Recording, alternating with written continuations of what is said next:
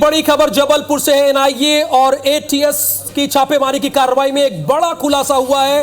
आपको बता दें कि ये जितने भी आरोपी हैं उनकी प्लानिंग ये थी, बता दें कि ये जितने भी आरोपी हैं उनकी प्लानिंग ये थी कि 2050 तक वो भारत को इस्लामिक राष्ट्र बनाना चाहते थे। ये इस प्लानिंग पर काम कर रहे थे और साथ ही साथ आईएस के मॉड्यूल पर काम कर रहे थे, जो जानकारी हमें मिली है। फिस्बिल्लाह नाम से इन्होंने एक व्हाट्सएप ग्रुप बनाया था। इसका मतलब ये होता है अल्लाह के खातिर। ये आर्थिक रूप से संपन्न परिवारों से आते हैं। तीनों आरोपी हैं वो आर्थिक रूप से संपन्न परिवारों से आते हैं। इंजीनियरिंग के छात्र हैं आरोपी शाहिद और आदिल। सैयद मामूर का परिवार जो है वो स्क्रैप का कारोबार करता था। अवैध हथियार जमा करने में ये आरोपी जुटे थे। आरोपियों के पास से मिले हैं धार्मिक उन्माद के वीडियो, ये भी मिले हैं, यानी धार्मिक उन्माद के वीडियो भी इनके पास पाए गए हैं। जाकिर नाइक की किताब भी बरामद की गई। आरोपियों के फोन से हिंदू युवतियों की फुटेज भी पाई गई है। तो इसमें कई अहम चीजें सामने आई हैं। आरोपियों के फोन से हिंदू लड़कियों की फुटेज मिली है एक बार, जाकिर नाइक की किताबें मिली हैं 2 बार, और आरोपियों के पास से धार्मिक उन्माद के वीडियो मिले हैं। और चौथी और अहम बात कि ये आईएस के मॉड्यूल पर ये काम कर रहे थे। और हमारे जबलपुर के ब्यूरो हेड विजेंद्र पांडे इस खबर पर लाइव देने के लिए जुड़े हुए हैं। विजेंद्र, कई अहम बातों का खुलासा हुआ है इस कार्रवाई में, जैसे इनके पास कई हिंदू लड़कियों के फुटेज मिले हैं, आईएस मॉड्यूल पे काम करते थे। इसके अतिरिक्त भी कई जानकारियां मिली हैं टीम को।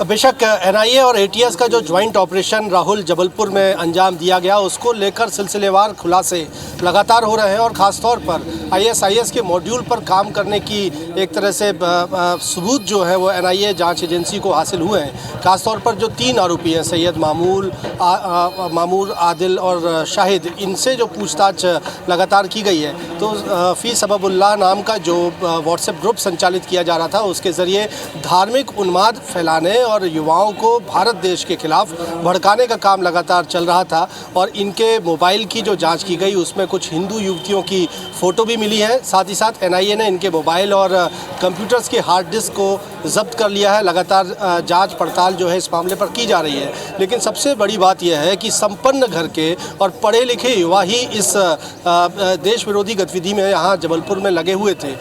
जबलपुर के घंटाघर चौक पर जो फलहारी मस्जिद है, वहाँ पर इनकी सीक्रेट मीटिंग्स हुआ करती थी, जिसके ज़रिए युवाओं को बरगलाने के काम पर आगे बढ़ते थे। ये सबूत भी, ये जानकारी भी हासिल हुई है एनआईए को कि आईएस का सीधा इससे कनेक्शन था। और ये आप हमारे दर्शकों को बताइए, क्योंकि आप भी बता रहे हैं कि आर्थिक रूप से संपन्न परिवारों से थे, इंजीनियर थे, तो इनका आका कौन था, इन्हें कमांड कौन देता था, क्या उसके बारे में कोई जानकारी मिली है एटीएस को?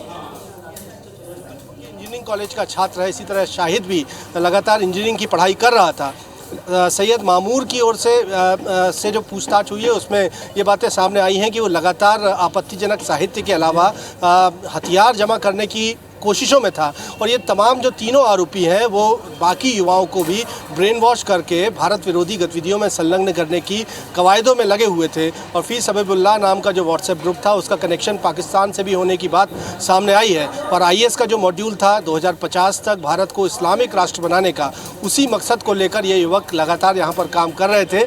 फिलहाल इन 3 युवकों के, 3 आरोपियों के खिलाफ जो जानकारियां हैं वो एनआईए ने जुटाई है। लेकिन बहुत से आरोपी ऐसे हैं जिन्हें नोटिस भी जारी किया गया है और एनआईए दफ्तर भोपाल में हाजिर होने के निर्देश एनआईए की ओर से दिए गए हैं। तो हम कह सकते हैं कि जो सिलसिलेवार खुलासे हो रहे हैं, इसको यानी इन तीनों आरोपियों से कई अहम खुलासे हुए हैं और इनके फ़ोन से भी कई खुलासे हुए हैं। और कैसे फिस्बिल्लाह नाम के व्हाट्सएप ग्रुप पर ये लोग चैट करते थे और इनकी प्लानिंग थी 2050 तक आतंकी राष्ट्र बनाने के, इस्लामिक राष्ट्र बनाने की इनकी कोशिश थी। फिलहाल बहुत बहुत शुक्रिया इस पूरी जानकारी के लिए आपका।